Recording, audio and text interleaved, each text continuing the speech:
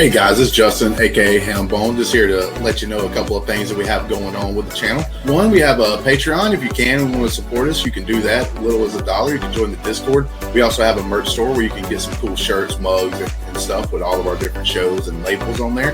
Okay. And thank you for all of our supporters that have already been there with us.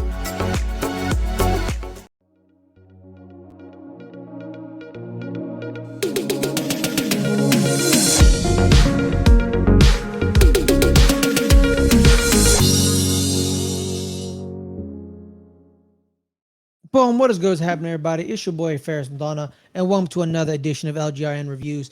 This week we are reviewing John Wick 2 on the road to John Wick 4. But I am not alone. I'm never alone. I got my main man, Alex, with me. Alex, how are you, my brother? I'm doing good, man. Can you hear me well? I'm doing good. I can hear you very well. Sweet. Awesome. Yeah, but before we get into the review, I just want to point out, Justin did say in that video about our Patreon, if you want to join our Patreon, go to patreon.com/LGR_network.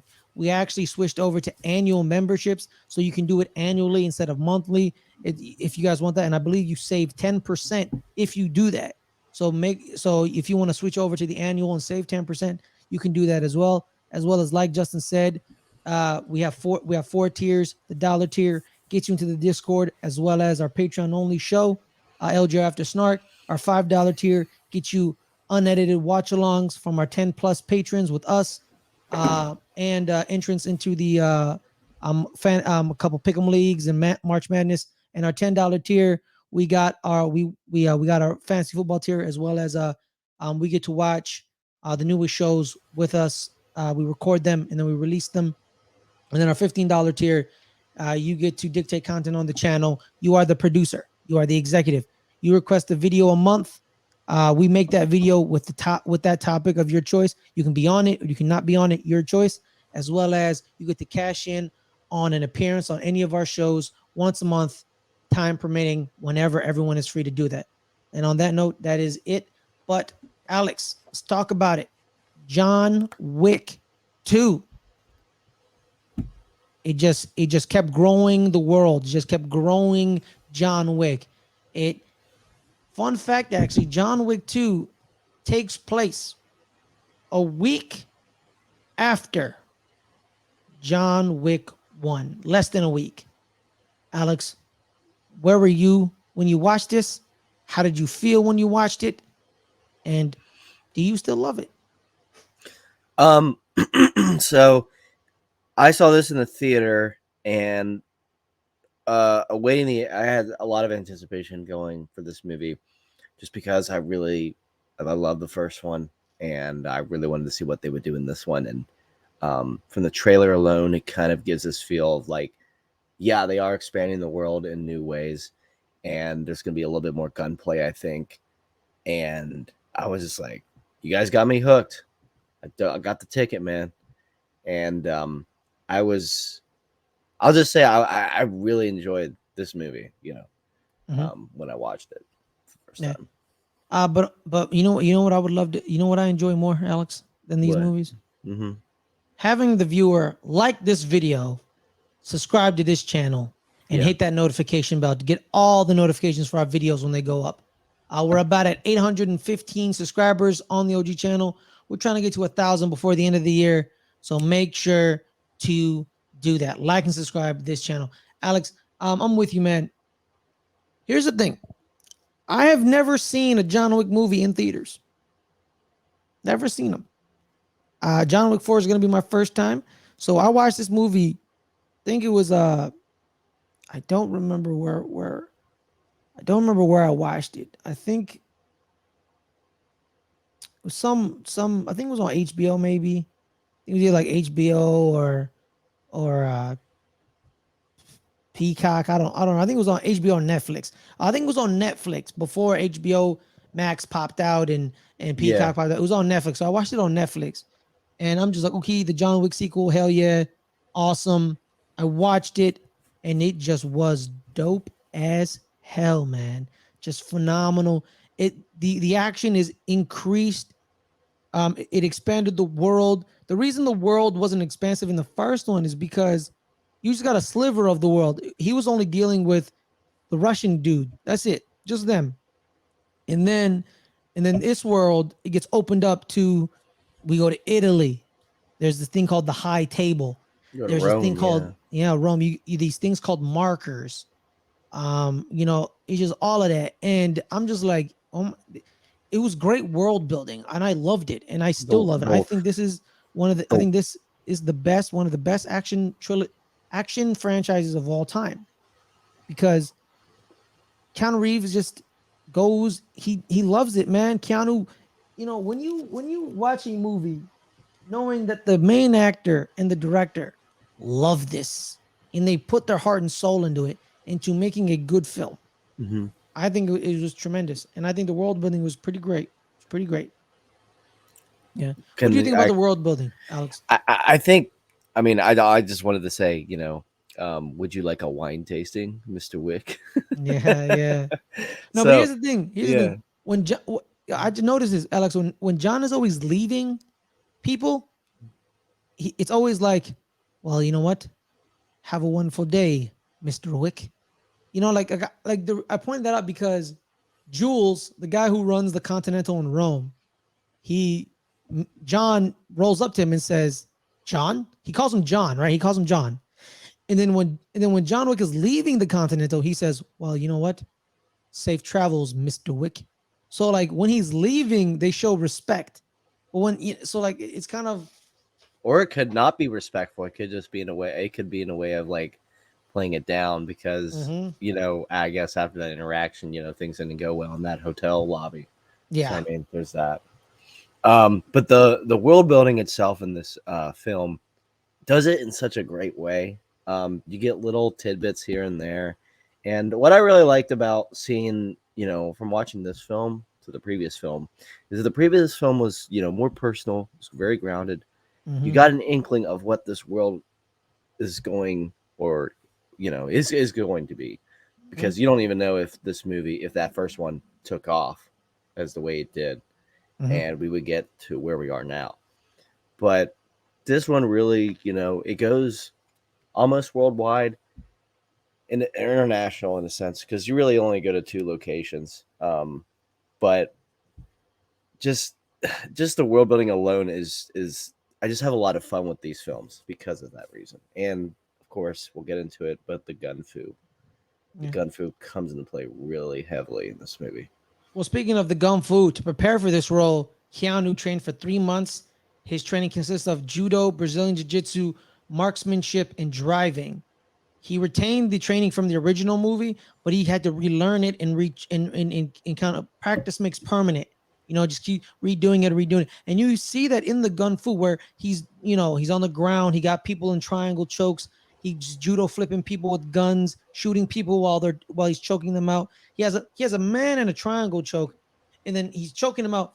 Holt takes his gun, shoots homie off the stairs, and then shoots dude in the head and kills him in that scene at the museum. And so he's kind of learned how to do that. But now let's get down to the film, Alex. Let's talk about what we really are here for. Is the stars are Keanu Reeves, Common, Ricardo Sarmacchio, who plays Santino D'Antonio, and Lawrence Fishburne, and Ian McShane as well. It made $171.5 million on a $40 million budget. Wow, $40 million. That's incredible. Yeah, it's incredible. In this case, it's only Chad Stahelski who's directing it because David Leitch has left the film. He went to go do some things. Yeah. I think he went to go do Atomic Blonde, Deadpool 2, Hobbs and Shaw, and Hobbs and Shaw. Those 3 movies. So there's that. Yeah. But now, Alex, let's talk about the actual movie. What is your favorite line? And is this movie more quotable than the other one? When you told me, like when we were reviewing the first movie, I kind of agree with you on the idea that the first one was not as quotable. And here, I don't think it is as quotable, but there is one quote that I think is very prevalent. And it's the line where he's like, "You want a war, or you just want to give me a gun?" And then Lawrence Fishburne follows it up by saying, somebody please get this this man a a gun. gun. That was a scene stealer. That Yeah. was like a great, line. And I think that would be up there as one of my favorite lines. But yeah, I don't think this movie is seriously quotable. Mm-hmm. No. What do you think? No, and I agree with you. I don't think it's very quotable, but it has great lines, not quotable lines, just like good lines. Like the Most first of the, one. yeah, like it's like when Common meets John Wick in the, he sees him, he's like, "How you doing, John? Cassian? You working Yes. tonight? You working, John? Yeah. Yeah. You had a good night, John? Afraid so." And then they run away. Then Cassian finds out he just killed I don't remember her name. Gina. Gianna D'Antonio. He just killed her, and then all hell breaks loose. It's a very serious film. It's like not a, like it's not as an, it's a serious action film. Like there isn't, like these are serious action films. You don't get a lot of quotable lines, and I'm fine with that because you get strong lines. Strong lines. You know what I mean? Yeah. Uh, my I think my favorite line was, so he's at the tailor and he's like, the tailor's like, "What material were you like, Mr. Wick?" "Italian." And he's like, "Italian." "The pants?" "Tapered." "Lining?" Tactical. "Tactical." I'm like, oh snap, yeah. Yeah. Fun fact about the tailor, Alex, actually. It's Peter Uh, Serafinowicz. I think yes, no, it's not. that's the So gun guy. That's the gun guy. that's Yeah. the gun guy. The character of the Italian tailor is actually played by the actual costume designer of the John Wick films, Luca Mosca. Oh wow. That's the real costume designer who's making the costumes and the suits and all of that. That's really him. The gun guy. There's actually a fun fact about the gun guy. The badge that he's wearing, like that chain from John Wick, is actually a German anti-partisan guerrilla warfare badge awarded to German soldiers in World War II. They removed the swastika off of it and put a skull for the movie. So there's Wow. that. Yeah, Okay. that's actually a fun fact about him. And you know what, bro? I love the sommelier. He's hella funny. I love him so much, bro. He's great. He's like, "I know you're a big fan of the German guns, but let me show you about the Austrian variety." And Yeah. he's like, the Glock 36 and the Glock 24. And then he's like, and then like that interaction's nice. I quite enjoyed that scene. But now let's get right into it, Alex. What's your favorite scene of the movie? Like, what's your favorite scene? Um, I would, um, you know, I get excited rewatching this movie. I've seen this movie, I think at least now probably 3 times, but I think I've seen the first John Wick like 4 times. But the one scene I really get excited about watching is the Catacomb scene. Mm. And I think that's like that's the big action set piece. But I just really like from how everything starts, like for him going in the catacombs, setting up, and then and then doing what he has to do, and then him having to navigate through there, shooting everyone up, and it's a crazy ass scene. I love it. Yeah, I don't know about you. What's your favorite scene, man? All right, so my favorite scene is Gianna's in the bathroom freshening up, and she's like there's she's looking in the mirror, right? Yeah. And the camera panning, and then it kind of like Oh, turns, John. right? And then John just shows up Yeah. like a ghost, like I love that. It looked like it was a painting too. Yeah, If you yeah. think about it, the way the composition of the frame Yeah. was. And then them together and they're talking. She was like, "Well, John, at one point I considered us friends." And he's like, "I still do." He's like, he still thinks of her as a friend, but he knows the code. Markers Yeah. have to be honored, and you don't do business on continental grounds. So you gotta do it right. So she's like, who's markers? And he tells her, he's like, "Your brother." And she's shocked, but not like surprised. She's like, "Oh, he actually did it," kind of thing. And then she's like talking about like why did you give him a marker? What's going on? And he's like, what happened? And she's like, and then she was like, who's this woman that has taken my own?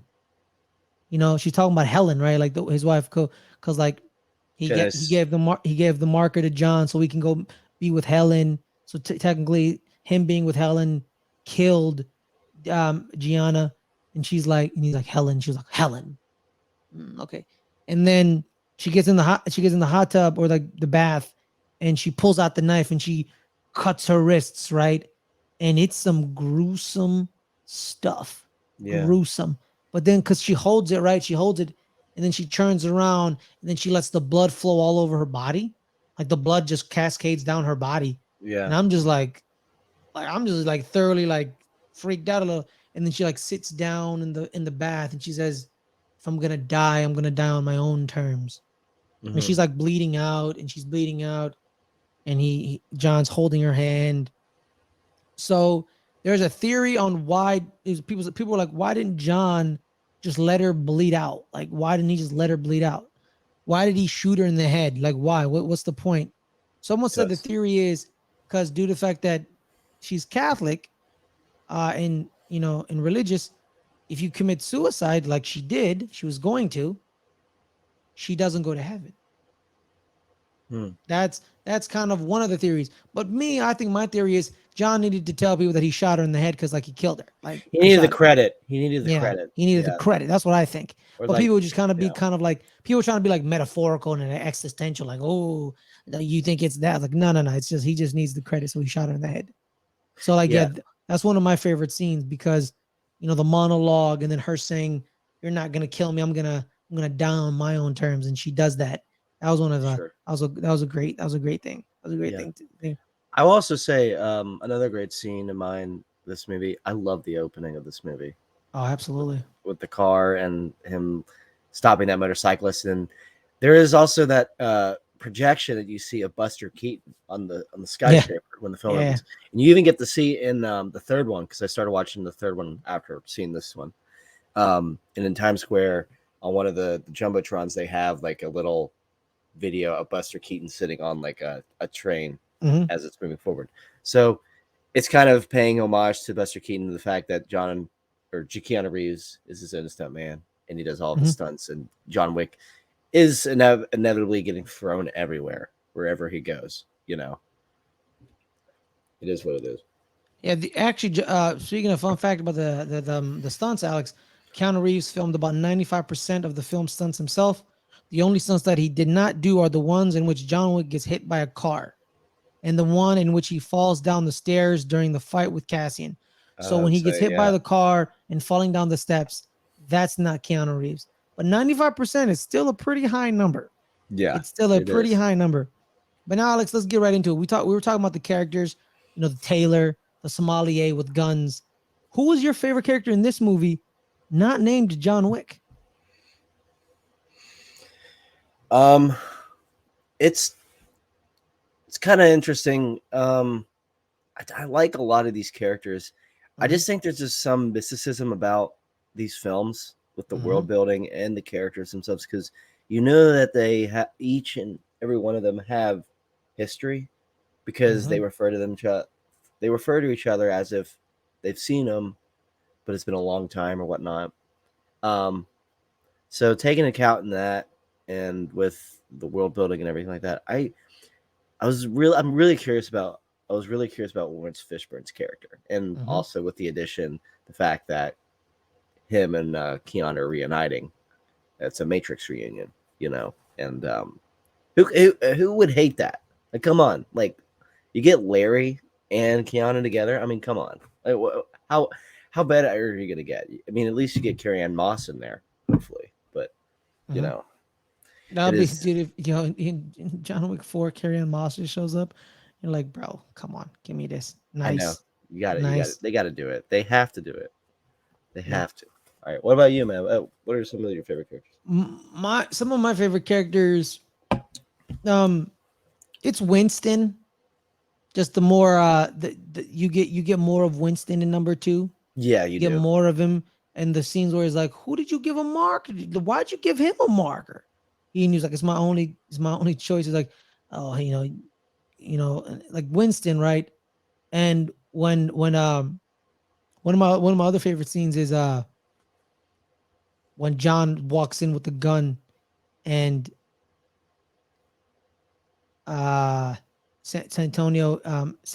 Santino Yeah. is eating steak or whatever he's eating. I think he said duck He's fat like, or whatever. Yeah, Yeah, duck fat some is like. great. And then and Winston looks at him. He's like, "Please don't do it." He's like, "John, please John, walk don't. away. Yeah. Don't do it. Please don't." Yeah. Jonathan, walk away. And then when Santino says, "Yes, Jonathan, walk," boom. Because only one person in these films call him Jonathan. Everyone calls him John. Everyone calls him John. John this, John that, John. But one person calls him Jonathan, and is allowed to call him Jonathan. Yeah. And that's Winston. Mm-hmm. And like when Santino called him Jonathan, boom, right away, death. You know what I mean? And it kind of shows the relationship between him and Winston, where it's like, you're my homie, you knew the rules, and you know I gotta abide by the rules. And Winston saying, "Oh my God, I have to excommunicate my friend. Oh no, Yeah. it's done." And that Winston, yeah. So Winston is one of my favorite characters. Winston's a great character, and Yeah. you know who? There's an actor in here that, he appears here and there throughout the film, but he didn't really get the shine until very recently, and that's you probably know his name. I can't pronounce it completely, but his first name I think is pronounced Chuck Woody, and it's the guy that works with Gianna, and he was in Peacemaker, and he's going to be in the new Guardians movie. Oh, Mr. Oconee. Yeah, Mr. Oconee. Yeah, Mr. Oconee. Yeah. I was like, oh wow, I didn't know he's in this movie. I literally, when I was watching that, I was like, "Hey, it's the guy from Peacemaker." Mm-hmm. The guy right away. I was like, "It's him." Yeah, I thought Yeah. that was really cool to see, after rewatching this movie. Mm-hmm. I do think San Antonio, I think is it the first and Santino. last name gets it's so Santino easily D'Antonio. D'Antonio. Yeah, He called him San Antonio. San Antonio. That's what we got to call him now. We just got to call him San Antonio. Call him San Antonio from now on. San Antonio got shot in the head. San Antonio got shot. Yeah, not the Spurs, but Yeah. no, but he's a very interesting character because again, he has a lot Greg. of history. He has a lot of history with John. Mhm. The whole thing with the marker. How I kind of saw this and how it kind of unraveled was that like John came out of retirement, did his thing because they killed the dog that it was a gift from his wife, Mhm. and the dude was like, He's that back. retirement. Yeah, let me. Are you open? You got any jobs that maybe you could do for me? And that's kind of how I see it. But there's also this other thing where like you help me with that impossible task, so you need to do me a favor after you did, so they're on and so forth. So I mean, yeah, I think I'm surprised that we haven't seen him much in anything. I don't. Have you seen that actor? Anything recently? The guy Ricardo? Yeah. I don't know. Let me look up his filmography actually. I don't think I've ever. Let me just look up John Wick 2. Continue talking, Alex. Yeah. One more thing. No. Let's move on. As I look up his filmography, Alex. What is your favorite action scene of the movie? Like we know we talked about scenes, but what's your favorite action scene? Like a scene, just pure action. What is it? Oh, it's the Catacomb Scene. It's the Catacombs. I mean, the build up for it, the music, it's very similar to the Red Circle scene from the first movie, in my opinion. But it kind of takes it to a new level. And there's also something really cool. Just I think the cinematography is just so beautiful, and the lighting is incredible. And it's hard to shoot movies in the dark, but they did it really well in this one. And I will say, whenever John, and he does this a lot in this movie, and he did it some in the last movie, he'll like get to a spot where he'll like wrap his legs around someone's neck Mhm. and start shooting all the people around him, and then eventually shoot the guy he's holding on to. Mhm. And he does that all the time. But man, when he got that shotgun and that AR, man, he was blasting fools away. It was crazy. Mhm. Yeah. By the way, Ricardo Sacramonsi Sacramarcio, he's done a lot of Italian movies and Italian stuff. I would assume. Yeah. Apparently, he was also in the TV show Master of None back in 2017. Yeah. With Aziz Ansari, I think. Yeah. Yeah, so there's that's that. with Aziz. Yeah. Yeah, but he's done a lot, but they're all like Italian stuff. Mm-hmm. So something we probably don't watch. So there's that. Yeah. Yeah, there's He has some 78. actors. He has 78 acting credits.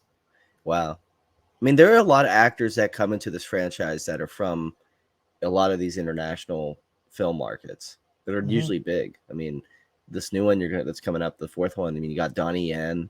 Donnie Yen, has been making like more prevalent roles in American cinema with like Star Wars, and I think Mhm. Ip Man, that's a big film for him. Donnie Yen's the man. Yeah, Love Donnie Yen. or even Mark Dacascos in the third one. Oh, I love Mark Dacascos. Yeah. He's the So I man. mean, yeah, but that the Catacomb Scene is probably my favorite action set piece. I really like the first opening with the car factory and everything. Peter Stormare, that stuff was great. Speaking of Peter Stormare, fun fact about Peter Stormare and his brother Vigo, or his brother Vigo, right? Yeah. So Stormare and Nyquist are both Swedish. Yeah. And they're playing Russian mob brothers. Mm-hmm. And they're both from Sweden, and it's very funny. It's kind of interesting. Yeah. That's actually one of my favorite scenes where homie's telling him like, "Hey man, what are we doing? Like, what are we doing? What's going on right now?" He's like, and he tells him like, "Oh, the reason we're doing this is because my stupid nephew killed a dog. And he's like, "All right," and took a car. He's like, "All right, man, let's go. Whoever's this, let's go kill him." He's like, "Do you know who car it is?" It's like, "Who?" John Wick's car. And the guy like his henchman starts like, "Oh God, no." That build up when they cut God. in between Yeah. when he snuck in that factory, he kicked the guy down the stairs, and then he grabbed that guy by the face with a cigarette. Yeah, and he's like made him emerged from the eat it. shadows. It's like, yeah. And That then shit was he's like, so awesome. yeah. Yeah, it was And so then awesome. and then the famous story has been told twice in both movies. Like, I once saw him kill two men with a pencil. With a bleeping pencil. And then in this movie, speaking of the action scenes, my favorite action scenes are actually connected because it's him going back to New York after they've opened the after Santino's opened the contract on him, the 7 million, and back-to-back scenes of him trying to survive assassins. And there's the big sumo assassin, then there's the dudes at the train station where he then kills both of them with a pencil. And then you see how he kills them with a pencil. It was pretty nice. And then crazy. And then he kills the lady with the violin. And it was just like him just surviving. Then him finally like going to a homeless man and falling asleep and said, "Take me to him." And then the homeless dude shoots both dudes who were janitors. So that he was talking some nonsense, and he was like, "Yeah, man," like that. That was really sweet. Yeah, that was pretty nice. That was probably one of my favorite action scenes in the movie. Yeah, I quite enjoyed that one. That was a good. The train part too with Common. Yeah, and then he's like, "This is Common." The knife is in your aorta. If you pull it out, you will bleed out and die. Just consider that professional courtesy. It's It's a callback. It's a callback to when he was at the fighting with him down the stairs into the Continental. Yeah, that was great. We haven't also mentioned Ruby Rose too. Yeah. The mute assassin, kind of Santino's main bodyguard. Yeah. What do you think about her? It was a very interesting character. I mean, I like it when they when there's films that kind of switch up how a character be utilized, whether if it's they're deaf, they're mute, they're blind, or even if they have some other kind of capabilities. But I thought they utilized her pretty well. I think they could have gotten an actual deaf actress for the role, but Uh-huh. I think She this is the wasn't time. deaf. No, I know, but Yeah, she was mute. she was mute. Uh-huh. Okay, so yeah, sorry, my ignorance. But no, but I thought she was great. And there's that also a great line in the movie. It's in the Catacomb Scene, Uh-huh. and John walks up and he's like, "Loose ends," and she was like, "Just one," and he's like, "Yeah." Yeah. And then all the guns start blasting at him. He's like, "Oh shit, I gotta go back." So yeah, I love that part. But no, she was great. She was great in this. Mm-hmm. I Here's the thing. I love this movie, man. I love this franchise. 1, 2, and 3. I can't wait for 4. There's nothing. I'm trying to break down this movie. Like technically, it's a phenomenally shot film. Chad did a great job shooting this film. Yeah, That scene in the scene I talked about in the bathroom where the camera kind of just like wipes the screen and John pops up like a ghost. That was a great decision because it makes it shows you how great of an assassin he is. You know what I mean? Him knowing the catacombs, him, finding a way into the bathroom through security was pretty nice. Um, that last scene where everyone stops and looks at him, that was so weird. that was Yeah. nice. That was awesome, right? So I guess he paid all of them to No, be they're all like, assassins. oh. They're all assassins. So they're That all was like a assassins. freaky moment. I mean, that Hmm. you could have turned that and then like, this is actually part of the Matrix or something. Hmm. But no, they didn't do that. But no, that was that was a crazy moment. And I just love the ending of this movie too, where it just sets up this whole thing of this dude. He's on the run now. Yeah. We Now, don't and know. I love that scene where he's like, Winston, tell him all. Whoever comes, I'll kill him. I'll kill them Kill them all. all. Yeah. And then Winston's like, Of course you I will. know. Or Yeah. of course you. He said, yeah. He says, of course you will. And he's smiling because he Yeah. knows they're going to die. They're all going to die because John Wick is not a man to be trifled with. And you know what, Alex? I want to talk about the main scene when he shoots Santino on continental grounds. What did you think about that? Did you think he shouldn't have done it? Do you think he should have done it? What do you think was behind that? Like, what do you think? Well, I think leading up to the whole thing about how Santino blew up his house Mm-hmm. and he's told him there's this marker and you need to do this favor for me, and John was like no. So Santino blew up his house and he walked all the way to New York, which is crazy, and he talked to Winston and he's like, you didn't accept his marker, that would be considered by other people as death. And so then he goes to talk to Santino and then he's like, do I really need to do this? And he's like, yes, you need to, because you have that blood oath. And Mm-hmm. but the thing is, with John's dilemma is that, and this is how I would see it if I was him, people are gonna try to kill you regardless. Which way he goes, people are gonna go after him. Whether if he didn't accept his offer or if he did, you knew good and goddamn well that Santino was gonna come after him for Like, loose should ends. he have played the long game, or But found a way to get him off of the continental grounds? that's the thing is like, that's the one criticism I think I have about this movie is how effective would Santino and what effect would he have as being ahead of the high table? They don't really explore that. Mm-hmm. So it doesn't make it as like I'm gonna bring it back real quick. If you've seen Avengers Infinity War, we know how powerful Thanos is and Mm-hmm. his urgency to get all the stones. And as more and more stones as you get, the more powerful he becomes. But how threatening he is. And so I felt like he didn't have much of a threatening idea. I thought John is the more threatening character. You know what I mean?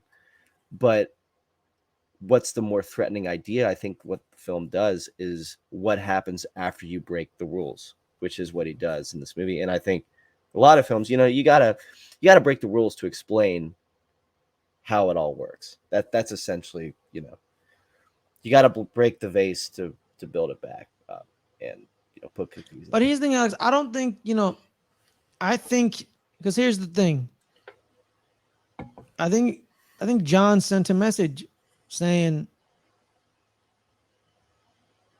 I don't care. I'm done with this life. I'm willing to break the rules for you people to leave me alone. Yeah. But then the problem is he killed a high table member.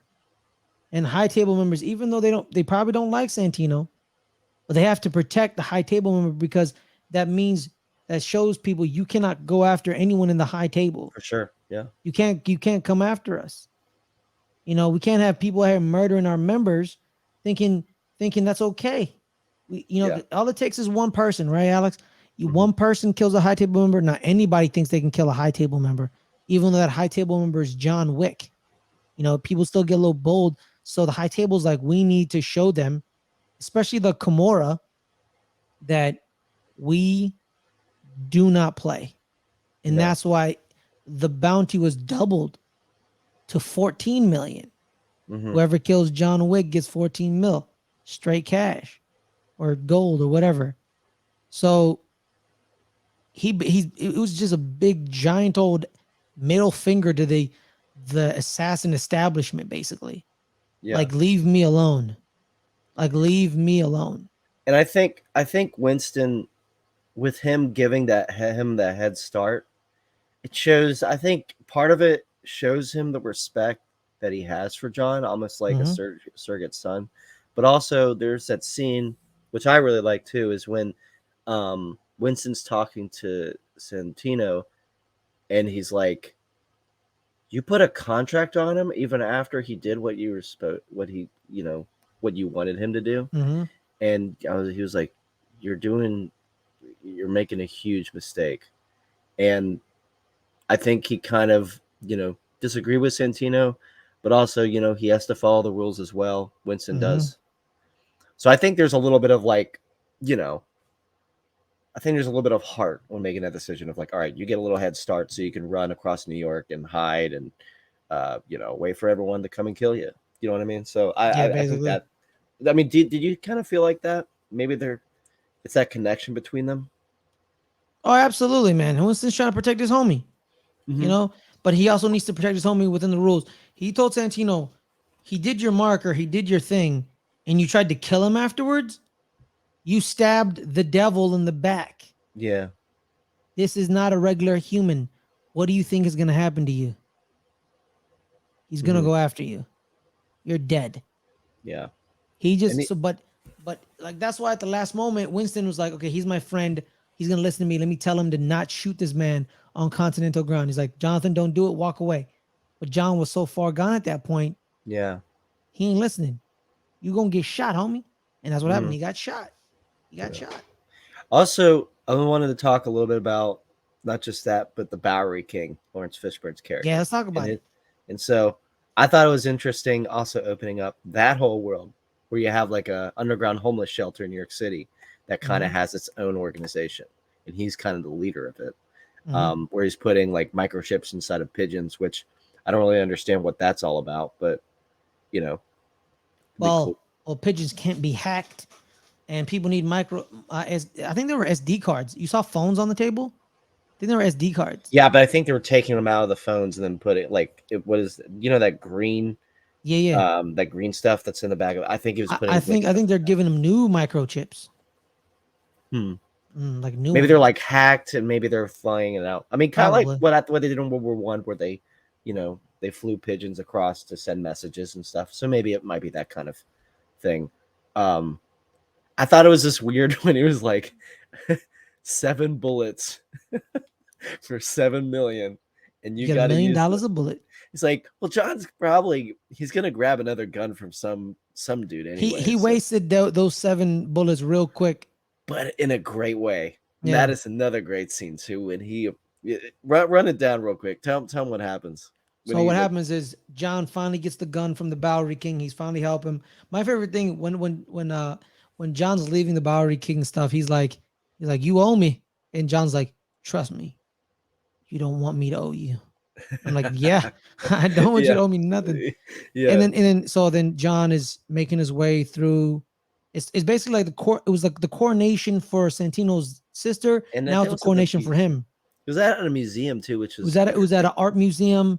Yeah, It's coronating him. It's his dad's art, and John finally like makes his way through the crowd, and Santino sees John. and John everyone sees backs up. Santino. Everyone backs It up. splits the sea, like it's Yeah, like straight up it splits the sea, and someone pulls a gun, and then John pulls his gun and rattles off 7 headshots, bang, bang, bang, bang, bang, like right away, and he's out of bullets because there's only 7 bullets. yeah, He then grabs one of the dead man's guns and shoots the other dudes. And Santino D'Antonio then runs away because, of course, you're gonna run away because it's John Wick. yeah, You don't want to die. So yeah. that's what happened. And I also really like the scene too, and I'm just really fascinated with because I mean I'm not that much of an expert when it comes to filmmaking or whatever, but Mm-hmm. I just really think it's cool when people I really like the set piece of the reflections of the soul when they're in that whole big glass Yeah, that was a great exhibit. scene. The mirrors and stuff. Yeah, the lighting and everything, and just it. I Mm-hmm. mean, it kind of is a reminiscent to the scene in the Dark Knight Returns comic where Batman's facing off the Joker and he's in like a Mm-hmm. house of glass. So it's kind of like that. But no, I love that scene too. There's just so many great moments in action scenes in here that really step it up. And I think what I've come down to the conclusion of after watching this is that I think I think I like the first one more, but I like the action set pieces here more. Mm-hmm. I don't know exactly how I would completely delineate it, but like identify it. But I mean, I love both of these movies. That's just the bottom line. Yeah. So. I think number 2 is very grandiose international. The catacombs, Rome. Then you got to go to New York. Like it kind of like, and then like in number 3, it kind of gets more and more grandiose. You go from like New York to Casablanca. So like it's becoming an international global thing, and you're just increasing the world. The Continental is now in 2 places, New York and Rome. So like it's pretty dope. It's pretty On a dope to be honest. $40 million budget. Mm-hmm. $40 million budget. I mean, it's hard to even. I mean, it'd be even hard to do that with like that kind of money. But they did it. And Yeah, I think they didn't have a lot of extras or stunt people. So like you see, like the stunt people got shot in the head while having beards on. They probably told those dudes to shave that beard off and get back in the scene to kind of like recycle those people to save money that wise. Because I think Chad Stahelski said something about that because he has had a group of a couple of stuntmen that they reused for the movie. for So a they lot for yeah David Leitch's movies, I think I don't know if this is true, but they both share the same kind of production house, the 87 Productions. I think so. Yeah, Yeah, so it's like like Bullet they're. Train was 87 Productions, I'm pretty sure too. Mhm. Um, which by the way, if you haven't seen Bullet Train, that movie's awesome too. Mhm. That was directed by David Leitch. But yeah, they could even have beards to where they could like have like those little blood squibs. So like Mhm. whenever John like shoots him with a blank or something, they could squeeze it out and then fall over. Maybe something Yeah. like that. But no, again, also I want to give credit to the music too. The music is awesome. When you go to Rome, they play the John Wick theme, but they do it with like a mandolin. And Mhm. I mean that shit was epic in the concert. The concert was annoying though. I'm not gonna lie to you. That shit was kind of annoying. Oh, I don't like. Yeah, that was kind of yeah. yeah. The one where it was like the dubstep EDM part when he's like about the shoot when he's shooting everyone, and when like he shoots the guy on stage, remember, and everyone cheers. That was so crazy. And then when he goes down in the crowd, and then all these guards are still coming at him, but That's my only thing is like, why is everyone cheering? But I guess it's just because they're all part of the hitman, organization, the assassin organization. Probably. Yeah. But on that note, Alex, your overall thoughts on John Wick 2? I think it's a really fun film to watch. I think the action scenes are a step up from the first one. Like Ferris mentioned, it goes international and it plays up and expands the world a lot more. And after talking about it with you, I think there are more quotes, a lot more quotable lines in this movie than there are in the first one. But that's not to degrade the first film. I just think, there's a lot more character interactions and a little bit more dialogue. But then again, Keanu Reeves is the best. And I think this movie just works on all cylinders, no pun intended. Well, actually, pun intended. Yeah. All right. I love this movie. My overall thoughts. And it's just great action, great action, solid dialogue. Not like people are like, oh, what do you mean dialogue? They didn't really talk much. Like, but when they talked and they talked The very, dialogue's here and there. The dialogue is here yeah, and there in these movies, yeah. but it gets its job done. It's not trash dialogue. It's not cheesy or garbage. It fits the world. It fits the world. I think the only thing that made me laugh sometimes was when Common is speaking Italian. that had me lying. So I think it's like, they done fighting and they're at the bar, and the bartender gives them the drinks and he's like, and John is like, grazie, and then Common's like, grazie mille, and he said, they both say it in their low, like really deep voices. He's like, grazie mille, and I'm just like. I will say, like, the dialogue in this movie, and I don't want to cut you off from your overall thoughts, but I think the dialogue in the world, it does play into that mysticism where it's like they don't give you a lot from telling you. It's a mysterious world. Yeah, and like granted, like there was that scene in the beginning of the first movie that we talked about, and you pointed out how like the dog, they showed how there was blood on the floor, and it looked like the dog actually crawled to John instead of the guards picking him up and put him.